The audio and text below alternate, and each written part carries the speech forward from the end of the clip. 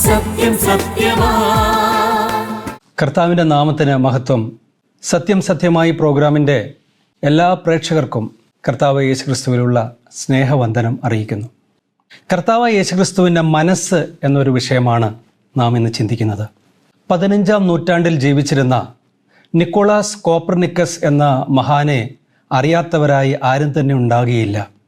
ഭൂമിയാണ് പ്രപഞ്ചത്തിൻ്റെ കേന്ദ്രം, ഭൂമിക്ക് ചുറ്റുമാണ് ഗ്രഹങ്ങൾ വലം വയ്ക്കുന്നത് എന്ന് ചിന്തിച്ച ഒരു കാലത്ത് ഭൂമി അല്ല കേന്ദ്രം എന്ന് മനുഷ്യരെ പഠിപ്പിച്ച മഹാനായിട്ടുള്ള ഒരു വ്യക്തിയാണ് അദ്ദേഹം.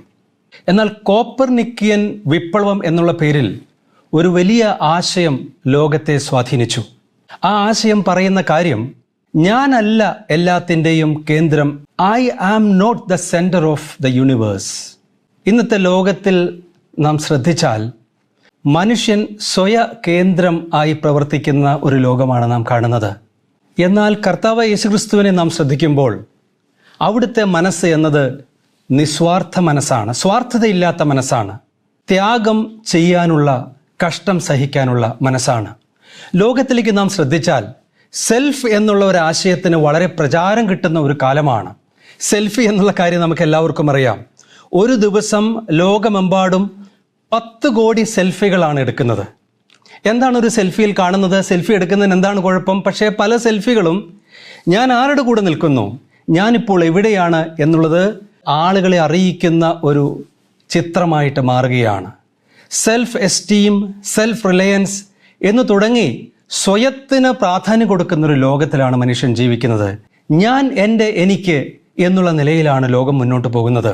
ഒരു കവിത ഇപ്രകാരം പറയുന്നു: ഞങ്ങൾ 3 പേരായിരുന്നു, ഞങ്ങളൊരു പാർട്ടിക്ക് പോയി, അവിടെ ഞാൻ ഇരുന്നു, എൻ്റെ ജ്യൂസ് ഞാൻ എടുത്തു, അതിനുശേഷം എനിക്കുള്ള ഗ്ലാസ്സിലേക്ക് ഞാൻ ആ ജ്യൂസ് പകർന്ന് ഞാനത് ആസ്വദിച്ചു. 3 പേർ ആരൊക്കെയാണ്? ഞാൻ, എൻ്റെ, എനിക്ക്. ലോകം അങ്ങനെ മാറിക്കഴിഞ്ഞു. കൊച്ചുകുട്ടികളെപ്പോലെ ശാഠ്യം പിടിക്കുന്ന എൻ്റെ ലോകം, എനിക്കെല്ലാം സാധിക്കണം, ഞാൻ ഓടുന്നിടത്ത് നല്ല വഴിയായിരിക്കണം, ഞാനൊരു ഭിത്തിയിൽ പോയി ഇടിച്ചാൽ അവിടെ ഭിത്തി ഉണ്ടാവാൻ പാടില്ല, ഞാനൊരു സ്ഥലത്ത് വീണാൽ അത് സ്പോഞ്ച് പോലെ മാർദ്ദവമുള്ള പ്രതലമായിരിക്കണം. സെൽഫിന്, സ്വയത്തിന് വലിയ പ്രാധാന്യം കൊടുക്കുന്ന ഒരു ലോകത്തിൽ ആ പ്രശ്നത്തിൻ്റെ പരിഹാരമെന്ന് പറയുന്നത് ഫിലിപ്പിയ ലേഖനം 2-ാം അധ്യായത്തിൻ്റെ 1 മുതൽ 5 വരെയുള്ള വാക്യങ്ങളാണ്. കർത്താവ് യേശുവിനെ പരിചയപ്പെടുക, അവിടുത്തെ മനസ്സ് അറിയുക, അതുപോലുള്ള മനസ്സായിത്തീരുക. അതുകൊണ്ടാണ് ഫിലിപ്പിയ ലേഖന കർത്താവ് പറയുന്നത് ക്രിസ്തുയേശുവിൻ്റെ ഭാവം ഓരോ വ്യക്തിയിലും ഉണ്ടായിരിക്കണം എന്ന്. ഫിലിപ്പിയ ലേഖനം വളരെ ലളിതമായ ഒരു പുസ്തകമാണ്. സന്തോഷത്തിൻ്റെ ലേഖനം എന്നാണ് ഈ പുസ്തകത്തെക്കുറിച്ച് പറയുന്നത്. ഈ ലേഖനം നാം ശ്രദ്ധിച്ചാൽ 16 തവണയെങ്കിലും സന്തോഷം എന്നുള്ള വാക്ക് അവിടെ പറയുന്നുണ്ട്. ഈ ഫിലിപ്പിയ ലേഖനത്തിലെ സന്തോഷം എന്നുള്ള വാക്ക് സാഹചര്യങ്ങൾക്ക് അതീതമായിട്ടുള്ള സന്തോഷമാണ്. ഈ പുസ്തകം 2-ാം അധ്യായത്തിൻ്റെ 2-ാം വാക്യം നാം വായിക്കുമ്പോൾ അവിടെ ലേഖനകർത്താവായ പൗലോസ് പറയുകയാണ്, ഇങ്ങനെ എൻ്റെ സന്തോഷം പൂർണ്ണമാക്കുവിൻ. എൻ്റെ സന്തോഷമെന്ന് പൗലോസ് പറയുമ്പോൾ താൻ കാരാഗ്രഹത്തിലാണ്, വീട്ടു തടങ്കലിലാണ്, സ്വാതന്ത്ര്യം നിഷേധിക്കപ്പെട്ടിരിക്കുന്നു. പക്ഷേ പൗലോസ് പറയുന്നു എൻ്റെ സന്തോഷം. ആ സന്തോഷം പൂർണ്ണമാക്കുവിൻ എന്നാണ് വായനക്കാരെ പൗലോസ് ആഹ്വാനം ചെയ്യുന്നത്. നോക്കൂ, ഇവിടെ പറയുന്ന സന്തോഷം എന്ന് പറയുന്നത് കർത്താവിലുള്ള സന്തോഷം എന്നാണ് പൗലോസ് പിന്നീട് വിശദീകരിക്കുന്നത്. ഈ പുസ്തകം 4-ാം അധ്യായത്തിൻ്റെ 4-ാം വാക്യം നാം വായിക്കുമ്പോൾ കർത്താവിൽ എല്ലായ്പ്പോഴും സന്തോഷിക്കുവിൻ എന്ന് ഞാൻ പിന്നെയും നിങ്ങളോട് പറയുന്നു എന്നാണ് അവിടെ പറയുന്നത്. അപ്പോൾ സാഹചര്യങ്ങൾക്കതീതമായ ഈ സന്തോഷമെന്ന് പറയുന്നത് ദൈവത്തിൻ്റെ ജനത്തിന് കൊടുക്കുന്ന വാഗ്ദാനമാണ്. അല്ല, അതൊരു കൽപ്പനയാണ്. ദൈവത്തെ അറിയുന്ന ദൈവജനം അവരുടെ ജീവിതം, ഭാവി, അവരുടെ ജീവിതത്തിൽ സംഭവിക്കാൻ സാധ്യതയുള്ള സമസ്ത കാര്യങ്ങളും അറിയുന്നവനായിട്ടുള്ള ദൈവത്തിൻ്റെ മക്കളോട് പറയുകയാണ്, നിങ്ങൾ സന്തോഷത്തോടു കൂടി ഇരിക്കൂ. അതൊരു കൽപ്പനയാണ്, ആജ്ഞയാണ്. സന്തോഷിക്കുവിൻ എന്നുള്ള വാക്ക് അതിൻ്റെ മൂലഭാഷയിൽ ഉപയോഗിച്ചിരിക്കുന്ന ഖൈരറ്റ് എന്ന പദം ഒരു ആജ്ഞയാണ്, അതൊരു പ്രസൻറ്റ് ഇമ്പരേറ്റീവാണ്. മുകളിലുള്ള അധികാരിയായിട്ടുള്ള ഒരു വ്യക്തി കീഴിലുള്ള ഒരു ഉദ്യോഗസ്ഥന് ആജ്ഞ കൊടുക്കുന്നത് പോലെ, കൽപ്പന കൊടുക്കുന്നത് പോലെയുള്ള ഒരു വാക്കാണ്. ദൈവം അത് ദൈവജനത്തോട് പറഞ്ഞിട്ടുള്ളത് കൊണ്ട് സന്തോഷിക്കുക എന്നുള്ളത് ദൈവത്തിൻ്റെ മക്കളുടെ അവകാശമാണ്. സാഹചര്യങ്ങൾ എന്ത് തന്നെയുമാകട്ടെ. ഈ പറയുന്ന 4-ാം വാക്യത്തിൻ്റെ മുകളിലുള്ള 2-ാം വാക്യം നാം ശ്രദ്ധിക്കുമ്പോൾ അവിടെ 2 സഹോദരിമാരെ കുറിച്ച് പറയുന്നുണ്ട്. യുവോദ്യ, സുന്തുക എന്നാണ് ഈ 2 സഹോദരിമാരുടെ പേര്. അവരോട് അപ്പസ്തോലൻ പറയുകയാണ്, നിങ്ങൾ ഏക ചിന്തയോടെ ഇരിക്കണം. എന്താണത്?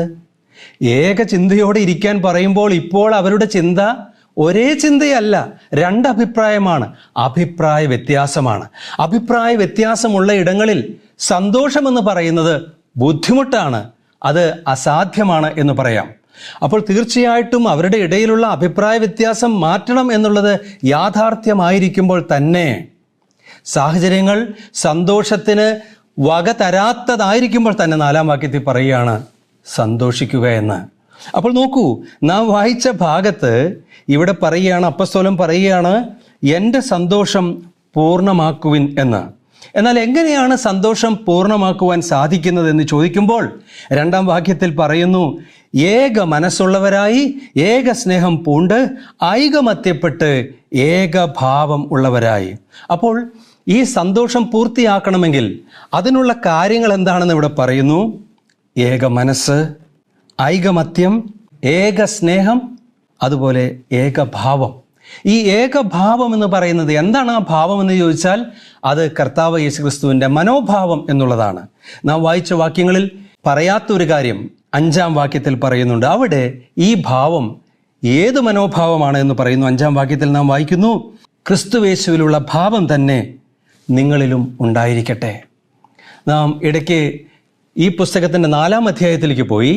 അവിടെ 5-ാം വാക്യത്തിൽ പറയുകയാണ്, നിങ്ങളുടെ സൗമ്യത സകല മനുഷ്യരും അറിയട്ടെ, കർത്താവ് വരുവാനടുത്തിരിക്കുന്നു. കർത്താവായ യേശുക്രിസ്തുവിൻ്റെ വീണ്ടും വരവ് അല്ലെങ്കിൽ ഏതൊരു മനുഷ്യൻ്റെയും മരണം എന്ന് പറയുന്നത് എപ്പോഴും സംഭവിക്കാൻ സാധ്യതയുള്ള ഒരു കാര്യമാണ്.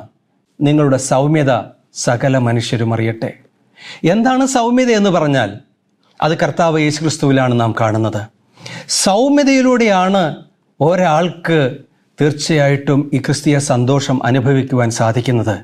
ക്രിസ്തുവേശുവിൻ്റെ ഭാവമെന്ന് പറഞ്ഞാൽ, മനോഭാവമെന്ന് പറഞ്ഞാൽ അത് താഴ്മയുടെ മനോഭാവമാണ്. താഴ്മ എന്ന് പറഞ്ഞാൽ ഒരാൾ സോഫ്റ്റായിട്ട് സംസാരിച്ചു എന്നുള്ളത് മാത്രമല്ല, അന്യായം പ്രവർത്തിക്കുമ്പോൾ നല്ല മനസ്സോടെ പ്രതികരിക്കുക, തൻ്റേതല്ലാത്ത കാരണത്താൽ മറ്റുള്ളവരിൽ നിന്ന് ഉപദ്രവം ഏൽക്കേണ്ടി വരുമ്പോൾ അവരെ സ്നേഹിക്കുക, അവർക്ക് വേണ്ടി പ്രാർത്ഥിക്കുക. അതാണ് മൂലഭാഷയിൽ വളരെ രസകരമായിട്ടുള്ളൊരു വാക്കുണ്ട്, എപ്പിഐക്കസ്. ആ വാക്ക്, സൗമ്യത എന്നുള്ള വാക്കിൻ്റെ അർത്ഥം മനസ്സിലാക്കണമെങ്കിൽ കർത്താവ് യേശുക്രിസ്തുവിൻ്റെ ജീവിതമാണ് ശ്രദ്ധിക്കേണ്ടത്. കർത്താവ് യേശുക്രിസ്തുവിനെ ഒറ്റിക്കൊടുത്തവർക്ക് വേണ്ടി കർത്താവ് പ്രാർത്ഥിക്കുകയാണ്. തന്നെ ക്രൂശിൽ തറച്ച് കൊല്ലുന്ന ആളുകൾക്ക് വേണ്ടി കർത്താവ് അവരെ സ്നേഹിച്ച് അവർക്ക് വേണ്ടി അപേക്ഷിക്കുകയാണ്. അതാണ് സൗമ്യത എന്ന് പറയുന്നത്. ഈ സൗമ്യതയുള്ളവർക്കാണ് ഇവിടെ പറയുന്ന സമാധാനവും സ്നേഹവും ഏകഭാവവും എല്ലാം ഉണ്ടാകുക. കർത്താവ് യേശുക്രിസ്തുവിനെ നോക്കണം. ഈ മനോഭാവം, ഈ കർത്താവ് യേശുക്രിസ്തുവിൻ്റെ മനസ്സ്, അത് നമുക്കുണ്ടാകണം. ബൈബിൾ പറയുന്നത് സ്വർഗത്തിലേക്ക് ഒരാൾ പ്രവേശിക്കുന്നത് അല്ലെങ്കിൽ നിത്യജീവൻ അവകാശിയാകുന്നത് വിശ്വാസം വഴി മാത്രമാണ് എന്നാണ്. എന്നാൽ വിശ്വാസം വഴി സ്വർഗത്തിലേക്ക് പോകുന്ന ഒരു വ്യക്തിയെക്കുറിച്ച് ദൈവം ആഗ്രഹിക്കുന്ന കാര്യം അവനൊരു നല്ല ശിഷ്യനായിത്തീരണം, ശിഷ്യയായിത്തീരണം എന്നുള്ളതാണ്. ശിഷ്യനും ശിഷ്യയുമായി തീരണമെങ്കിൽ അവൻ്റെ മനസ്സ് മാറണം. അവൻ്റെ മനസ്സും അവൻ്റെ ശക്തിയും അവൻ്റെ ആത്മാവും അവൻ്റെ ജീവനും ബലവും എല്ലാം ദൈവത്തിന് കൊടുക്കണം. ദൈവത്തെ ഏറ്റവും ഉന്നതമായി സ്നേഹിക്കണം എന്ന് പറഞ്ഞാൽ ദൈവത്തെ അനുസരിക്കണം. അതിന് സാധിക്കണമെങ്കിൽ യേശുവിൻ്റെ മനസ്സ് ഉള്ളവരായി തീരണം എന്നുള്ളതാണ്. നാം ഈ 2-ാം അധ്യായത്തിൻ്റെ 1-ാം വാക്യത്തിലേക്ക് വരുമ്പോൾ ഇതെങ്ങനെ സാധിക്കുമെന്ന് ഒന്നുകൂടെ നമ്മളെ ഇത് പഠിപ്പിക്കുന്നു. നോക്കൂ, ക്രിസ്തുവിൽ വല്ല പ്രബോധനവും ഉണ്ടെങ്കിൽ, സ്നേഹത്തിൻ്റെ വല്ല ആശ്വാസവും ഉണ്ടെങ്കിൽ, ആത്മാവിൻ്റെ വല്ല കൂട്ടായ്മയും ഉണ്ടെങ്കിൽ, വല്ല ആർദ്രതയും മനസ്സലിവും ഉണ്ടെങ്കിൽ, ചില കാര്യങ്ങൾ ഉണ്ടെങ്കിൽ ഈ മനോഭാവം ഉണ്ടാകും, സമാധാനം ഉണ്ടാകും, ആശ്വാസം ഉണ്ടാകും, സന്തോഷം ഉണ്ടാകും എന്നാണ് പറയുന്നത്. ക്രിസ്തുവിലുള്ള പ്രബോധനം, സ്നേഹത്തിൻ്റെ ആശ്വാസം, ആത്മാവിൻ്റെ കൂട്ടായ്മ, ആർദ്രത, മനസ്സലിവ്, ഇവ ഉണ്ടെങ്കിൽ എന്നാണ് പറയുന്നത്. ഇവ നമുക്കുണ്ടോ എന്നുള്ളതൊരു പ്രധാനപ്പെട്ട ചോദ്യമാണ്. ഉണ്ടെങ്കിൽ എന്ന് പറഞ്ഞാൽ ഒരു വ്യക്തിക്ക് ഉണ്ടെങ്കിൽ എന്നല്ല അതിൻ്റെ അർത്ഥം. എങ്കിൽ എന്നുള്ളതിന് ഈഫ് എന്നാണ് വാക്ക്, ശരിയാണ്. പക്ഷേ എങ്കിൽ എന്നുള്ള വാക്ക് ഉപയോഗിക്കുവാൻ ഇവിടെ 2 കാരണങ്ങളുണ്ട് എന്നാണ് അതിൻ്റെ വ്യാകരണം അറിയുന്ന അതിൻ്റെ വേദശാസ്ത്രികൾ പറയുന്നത്. അതിനെപ്പറ്റി പറയുന്നത് if of doubt, if of argument. ഒരു സംശയത്തിൻ്റെ പേരിൽ, ഉണ്ടെങ്കിൽ, ഉണ്ടോ എന്ന് ഉറപ്പില്ല, ഉണ്ടെങ്കിൽ. എന്നാൽ മറ്റൊന്ന് യുക്തിയുടെ അടിസ്ഥാനത്തിൽ ആർഗ്യുമെൻറ്റിൻ്റെ പേരിൽ ഈഫ് ഉപയോഗിച്ചിട്ടുണ്ടെങ്കിൽ എന്ന് പറഞ്ഞാൽ ദൈവത്തിൻ്റെ മക്കളായി തീർന്ന ആളുകളെ സംബന്ധിച്ച് അവർക്ക് ക്രിസ്തുവിലുള്ള പ്രബോധനവും ആശ്വാസവുമുണ്ട്. അവർക്ക് ദൈവത്തിൻ്റെ ആത്മാവിൻ്റെ കൂട്ടായ്മയുണ്ട്. അതുകൊണ്ട് ഈ ആർദ്രതയും ഈ നന്മയും എല്ലാം അനുഭവിക്കുന്ന ദൈവത്തിൻ്റെ മക്കൾക്ക് തീർച്ചയായിട്ടും അവർക്ക് കർത്താവായ യേശുക്രിസ്തുവിൻ്റെ മനോഭാവം സാധിക്കും എന്നുള്ളതാണ്. യേശുക്രിസ്തുവിൻ്റെ മനസ്സിനെക്കുറിച്ച് നാം ചിന്തിക്കുമ്പോൾ നിസ്വാർത്ഥ മനസ്സ്, ത്യാഗം ചെയ്യാനുള്ള മനസ്സ് എന്നീ 2 കാര്യങ്ങൾ നാം ശ്രദ്ധിച്ചു. ഇപ്പോൾ പരിഗണിച്ചിട്ടുള്ള വേദഭാഗം നാം നോക്കുമ്പോൾ ഈ 2 കാര്യങ്ങളും ഒന്നുകൂടെ നമുക്ക് വ്യക്തമാകും. അതിനു മുമ്പ് ചോദിക്കട്ടെ പ്രിയപ്പെട്ടവരെ, എന്താണ് സ്വാർത്ഥത എന്ന് പറഞ്ഞാൽ? താഴ്മയില്ലാത്ത അവസ്ഥ എന്ന് പറഞ്ഞാൽ എന്താണ്? എന്നെക്കുറിച്ച് ഞാൻ അമിതമായി ചിന്തിക്കുക, എൻ്റെ കഴിവ്, എൻ്റെ താല്പര്യങ്ങൾ, എൻ്റെ തീരുമാനങ്ങൾ, ഇതിനെ ആളുകൾ പരിഗണിക്കുന്നില്ല. ചുറ്റുമുള്ള ആളുകൾ എനിക്ക് ആവശ്യമുള്ള പ്രാധാന്യം തരുന്നില്ല എന്ന് ഒരു മനുഷ്യൻ ചിന്തിക്കുമ്പോൾ അവൻ സ്വാർത്ഥനായിത്തീരുകയാണ്, അവൻ താഴ്മയില്ലാത്തവനായി തീരുകയാണ്.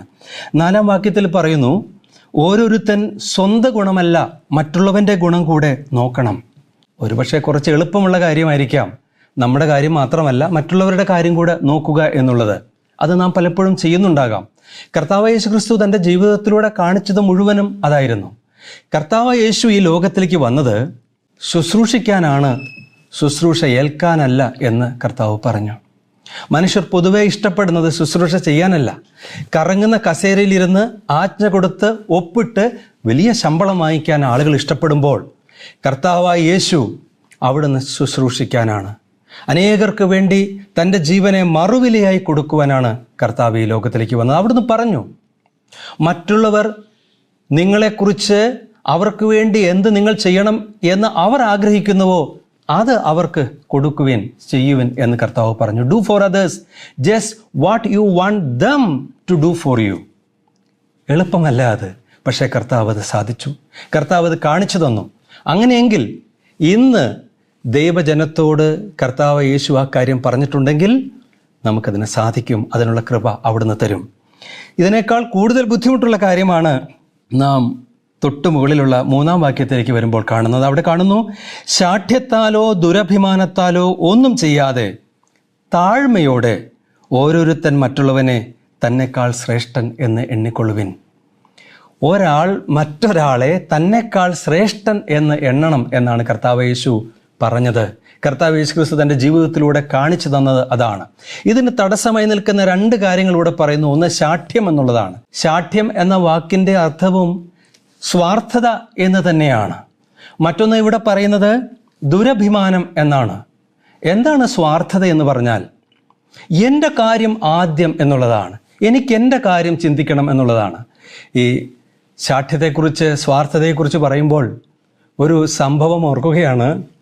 അമേരിക്കയിലെ ഒരു വിശ്വാസിനി, ഒരു സഹോദരി തൻ്റെ 2 ആൺകുട്ടികൾക്ക് എന്താണ് സ്വാർത്ഥത, അതിൽ നിന്ന് എങ്ങനെ വിട്ടു നിൽക്കണം എന്നുള്ളതിനെക്കുറിച്ച് പഠിപ്പിക്കുവാൻ ഒരു അവസരം ലഭിച്ചു. ആ അവസരം എങ്ങനെയാണെന്ന് ചോദിച്ചാൽ, ഈ സഹോദരി മക്കൾക്ക് വേണ്ടി പാൻ കേക്ക് ഉണ്ടാക്കി കൊടുക്കുകയാണ്. ബ്രേക്ക്ഫാസ്റ്റിന് വേണ്ടി അവർക്ക് പാൻ കേക്ക് ഉണ്ടാക്കി കൊടുക്കുന്നു.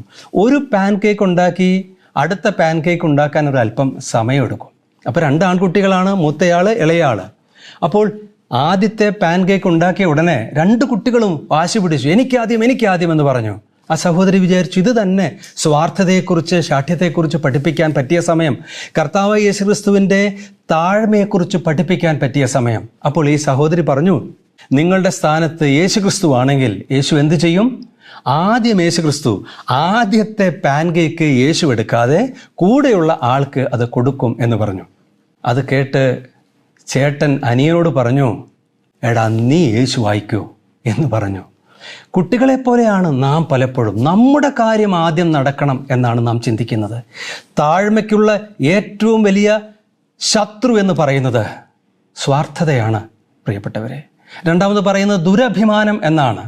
ഈ ലോകത്തിലെ ആളുകൾ അഭിമാനികളാകുവാൻ ആഗ്രഹിക്കുകയാണ്. ഇന്ന് നാം കേരളത്തെ ശ്രദ്ധിച്ചാൽ എല്ലാവരും വലിയ ജോലി ചെയ്യുന്നു, വിദേശത്ത് പോകുന്നു, അവർക്ക് അഭിമാനികളാകുവാൻ അവർ ശ്രമിക്കുകയാണ്.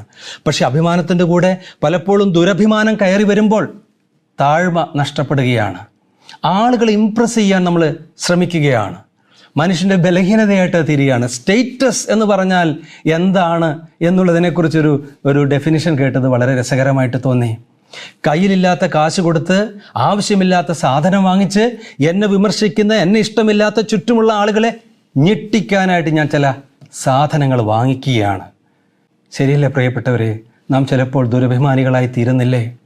Buying things that you don't need with the money you don't have to impress people you don't like. എന്നാൽ അവിടെയാണ് കർത്താവ് യേശുക്രിസ്തുവിനെ നാം കാണേണ്ടത്. കർത്താവ് യേശുക്രിസ്തു സ്വർഗത്തിലെ എല്ലാ മഹിമയും വെടിഞ്ഞ് തനിക്ക് ഉപയോഗിക്കാമായിരുന്ന തൻ്റെ എല്ലാ അവകാശങ്ങളും വേണ്ട എന്ന് വെച്ച് മനഃപൂർവ്വം താഴ്മ ഏറ്റെടുത്ത യേശുക്രിസ്തു.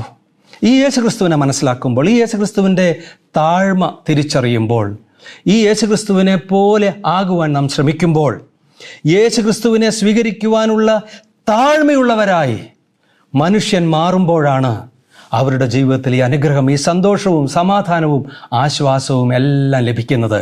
നാം 1-ാം വാക്യത്തിൽ ലഭിച്ചു, ക്രിസ്തുവിൽ വല്ല പ്രബോധനവുമുണ്ടെങ്കിൽ, സ്നേഹത്തിൻ്റെ വല്ല ആശ്വാസവുമുണ്ടെങ്കിൽ, ആത്മാവിൻ്റെ വല്ല കൂട്ടായ്മയുമുണ്ടെങ്കിൽ, വല്ല ആർദ്രതയും മനസ്സലിവും ഉണ്ടെങ്കിൽ. ചോദിക്കട്ടെ, ഇത് ആർക്കാണ് ലഭിക്കുന്നത്?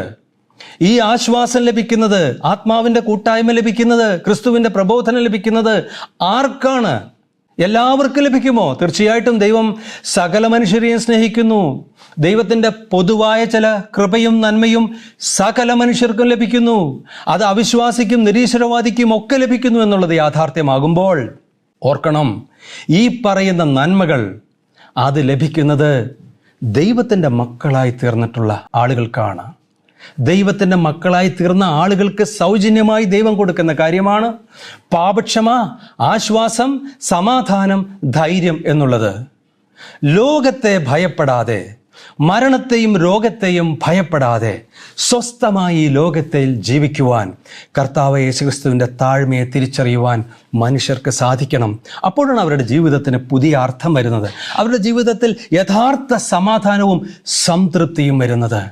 നാളെ എനിക്ക് കിട്ടുമെന്ന് ആഗ്രഹിക്കുന്ന ഒരുപാട് കാര്യങ്ങൾക്ക് വേണ്ടി അധ്വാനിച്ചും പ്രാർത്ഥിച്ചും ആഗ്രഹിച്ചും ജീവിച്ച് അത് കിട്ടിക്കഴിയുമ്പോൾ അതിൽ ആശ്വാസവും സംതൃപ്തിയും ഇല്ലാതെ ഇനി അടുത്തത് എന്ന് പറഞ്ഞു പോകാതെ, ഇന്നുള്ള സാഹചര്യത്തിൽ, ഇന്നുള്ള ആരോഗ്യത്തിൽ, ഇന്നുള്ള അന്തരീക്ഷത്തിൽ, ഇന്നുള്ള കുടുംബത്തിൽ, ഭാര്യയിൽ, മക്കളിൽ, സൗകര്യങ്ങളിൽ സന്തോഷിക്കാൻ, സംതൃപ്തി അണയുവാൻ കർത്താവ് യേശുക്രിസ്തുവിൻ്റെ മനോഭാവമുള്ളവർക്കേ സാധിക്കൂ.